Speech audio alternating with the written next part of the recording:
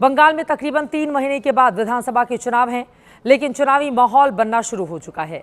दो बड़े एम वाले राजनेता एक दूसरे पर कटाक्ष कर रहे हैं और विरोधी को हराने के लिए एम फैक्टर का सहारा ले रहे हैं।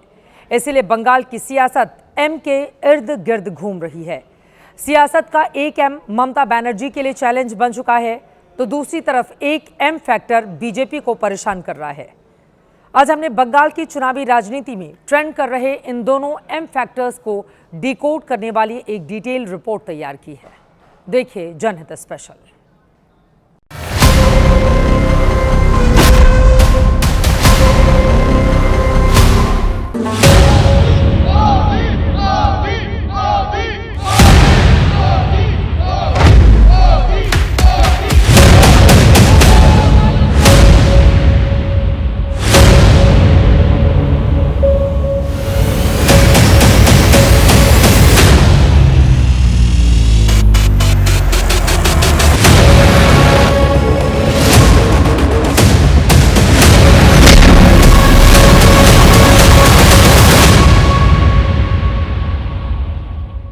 पश्चिम बंगाल के विधानसभा चुनाव में अभी करीब 4 महीने का वक्त है, लेकिन चुनावी माहौल अभी से बनना शुरू हो चुका है। एक तरफ टीएमसी के बागी नेता हुमायूं कबीर हैं, जिन्होंने बाबरी की नींव रखने के बाद अपनी नई पार्टी की भी नींव रख दी है, और वहीं दूसरी तरफ ममता बनर्जी लगातार दहाड़ रही हैं कि अब की बार फिर से वही बनाएंगे सरकार। लेकिन सबसे महत्वपूर्ण प्रधानमंत्री नरेंद्र मोदी, जिन्होंने बंगाल में चुनाव प्रचार का बिगुल फूंक दिया है, और इस वक्त बंगाल में 4 एम फैक्टर ऐसे हैं जो बंगाल के चुनाव का चैलेंजिंग माहौल बना रहे हैं।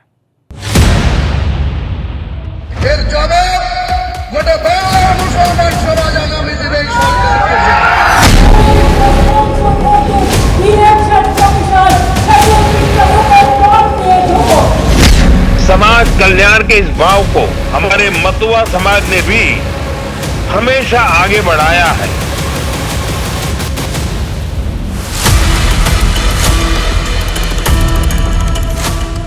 मां, माटी, मानुष के 3 एम फैक्टर वाले बंगाल में अब की बार 4 एम फैक्टर चुनाव का रुख तय करेंगे।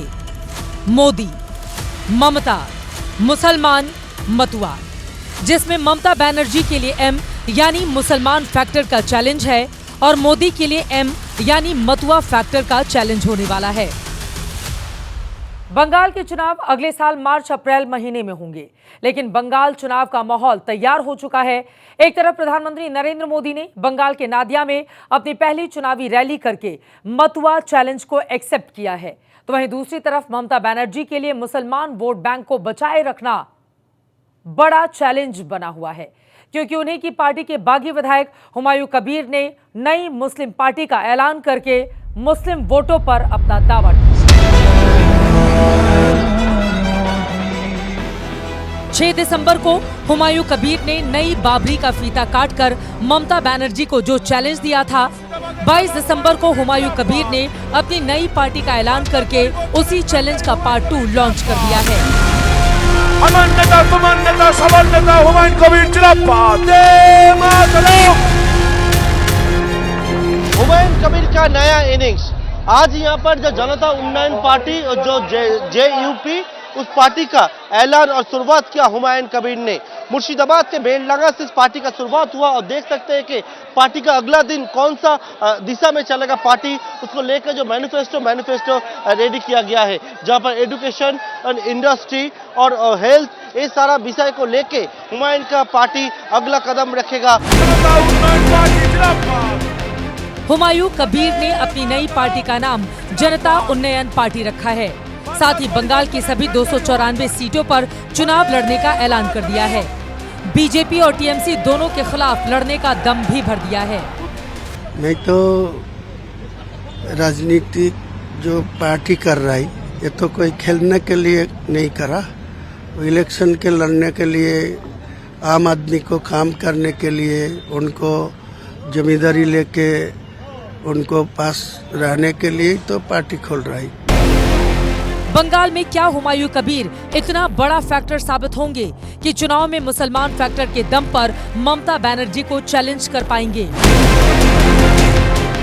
क्योंकि बंगाल की सियासत में मुसलमान फैक्टर पिछले 14 सालों से ममता बनर्जी की पावर के सेंटर में रहा है।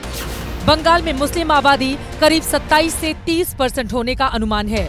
मुस्लिम वोट बंगाल की 100 से 120 सीटों पर निर्णायक भूमिका निभाता है। 2021 के विधानसभा चुनाव में टीएमसी को 70 से 90% मुस्लिम वोट मिले थे, जिससे पार्टी ने 213 सीटें जीत ली थीं। बंगाल की 60 से ज्यादा मुस्लिम बहुल सीटों में से टीएमसी ने 58 पर बाजी मारी थी। लेकिन इस बार यही एम यानी मुसलमान फैक्टर ममता बनर्जी के लिए चैलेंजिंग हो सकता है, क्योंकि एक तरफ टीएमसी के बागी विधायक हुमायूं कबीर नई पार्टी बना रहे हैं, जो नई बाबरी के नाम पर मुस्लिम वोटों को तोड़ने की कोशिश कर रहे हैं। तो वहीं दूसरी ओर ओवैसी की पार्टी AIMIM बंगाल चुनाव में उतरने का दावा कर रही है। एक्सपर्ट भी मान रहे हैं कि हुमायूं कबीर का पार्टी बनाना और बिहार के बाद बंगाल में ओवैसी की पार्टी का उतरना, ये दोनों ही फैक्टर ममता बनर्जी के खिलाफ काम करेंगे। पश्चिम बंगाल में जो अगर भारतीय जनता पार्टी को लगता है कि सिर्फ मुस्लिम वोट बैंक ममता बनर्जी का पूंजी है, तो थोड़ी सी भूल है। लेकिन भारतीय जनता पार्टी का जो रणनीति है वो माइक्रो मैनेजमेंट की है कि ये भारतीय जनता पार्टी 2 या 3% के वोट को भी बहुत आंक कर चलती है। ये माइक्रो मैनेजमेंट है और इस कोशिश को मैं सलाम करता हूँ।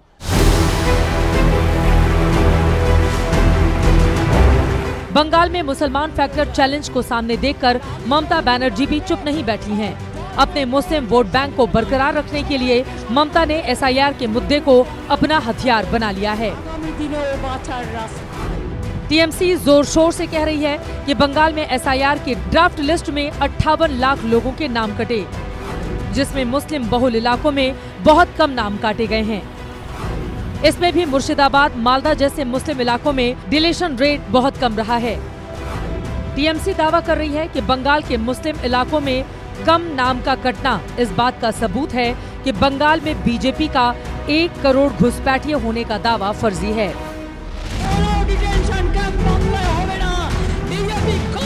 ममता बनर्जी SIR के खिलाफ रैलियां कर रही हैं।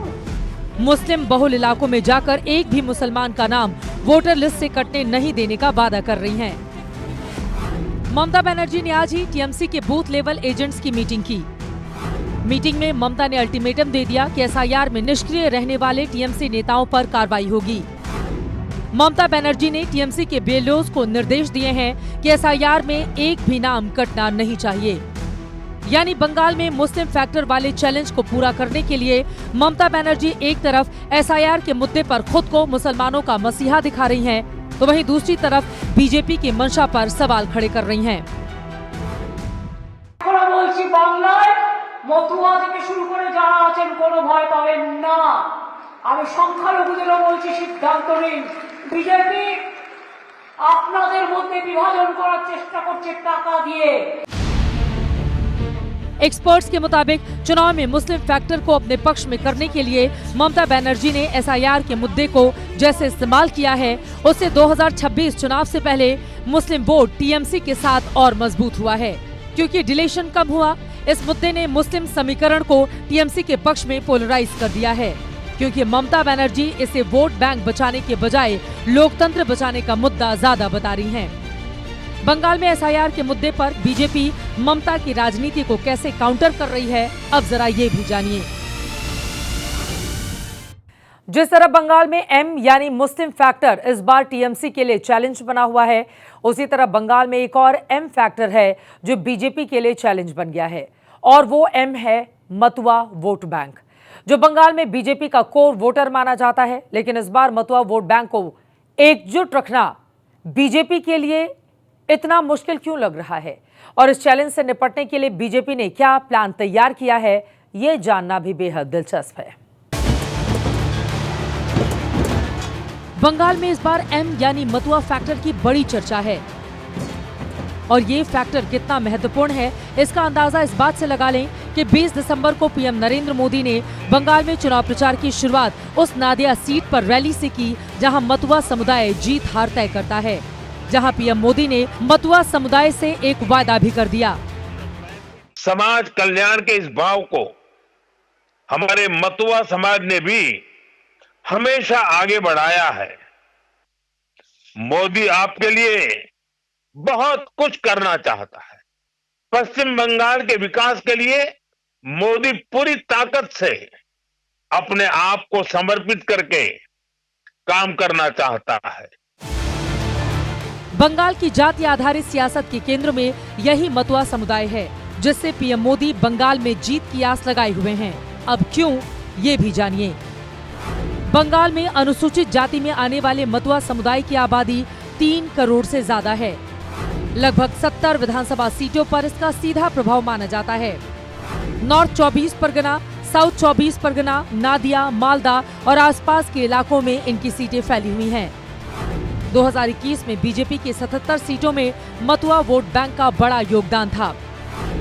मतुआ समुदाय के दम पर बीजेपी ने 2021 में लगभग 28 सीटें जीती थीं। साल 2021 में पीएम मोदी ने बंगाल चुनाव के दौरान बांग्लादेश में मतुआ समुदाय के पवित्र स्थल ओराकांडी ठाकुरबाड़ी का दौरा भी किया था, जिसका फायदा बंगाल चुनाव में बीजेपी को मिला भी था। लेकिन अब की बार मतुआ फैक्टर बीजेपी के लिए चैलेंज कैसे बन गया है, ये समझने के लिए पहले मतुआ समुदाय का इतिहास समझना जरूरी है। मतुआ समुदाय के लोग बांग्लादेश से आए नामसूद हिंदू प्रवासी हैं, जो 1947 के भारत पाकिस्तान विभाजन के समय पूर्वी पाकिस्तान से भारत आए थे। 1971 के बांग्लादेश बनने के बाद भी बड़े पैमाने पर मतुआ समुदाय के लोग भारत पहुंचे और पश्चिम बंगाल के उत्तर 24 परगना, नादिया, हावड़ा, कूच बिहार आदि जिलों में बस गए। मतुआ समुदाय के हिंदुओं को बंगाल में रिफ्यूजी का दर्जा प्राप्त है। नागरिकता संशोधन कानून यानी सीए के जरिए बंगाल में मतुआ समुदाय के हिंदुओं को भारत की नागरिकता देकर बीजेपी ने इसे अपना वोट बैंक बनाया है।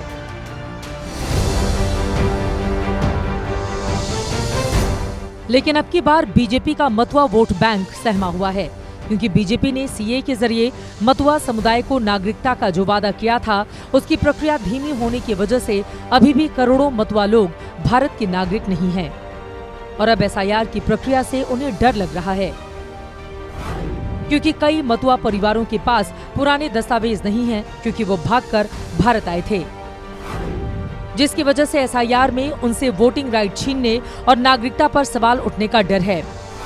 ड्राफ्ट लिस्ट में लाखों नाम कटे और अनमैप्ड हुए, जिनमें मतुआ बहुल इलाकों के ज्यादातर मामले हैं, जिससे उन्हें डर है कि इससे डिटेंशन कैंप या डिपोटेशन जैसी स्थिति बन सकती है। इसीलिए एसआईआर का खौफ मतुआ समुदाय के मन में बैठ गया है और वो सड़कों पर उतरकर अपने डर और गुस्से दोनों का प्रदर्शन कर रहे हैं। इतना टेंशन प्रेशर में जाकर किया होगा, अगर ये हम लोग इतना 4-5 साल वोट दिया, अगर ये वोट निकल जाएगा, कट जाएगा, तो हमारा बहुत मुसीबत होगा। बंगाल में एसआईआर से मतुआ समुदाय के मन में बैठे डर का फायदा उठाने में टीएमसी भी कोई कोर-कसर नहीं छोड़ रही। आज ममता बनर्जी ने भी मतुआ समुदाय को एसआईआर के नाम पर बीजेपी के खिलाफ भड़काने वाला बयान दिया है। বাংলায় মতুয়া থেকে শুরু করে যারা আছেন কোনো ভয় পাবেন না। আমি সংখ্যালঘুদেরও বলছি সিদ্ধান্ত নিন। বিজেপি আপনাদের মধ্যে বিভাজন করার চেষ্টা করছে টাকা দিয়ে।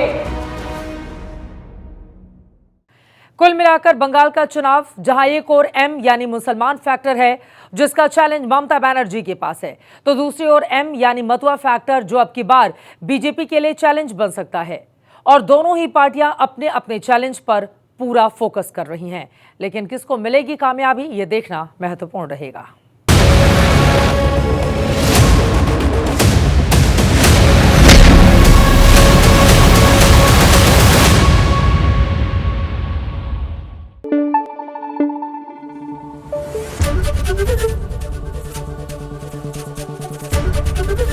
एबीपी न्यूज आपको रखे आगे।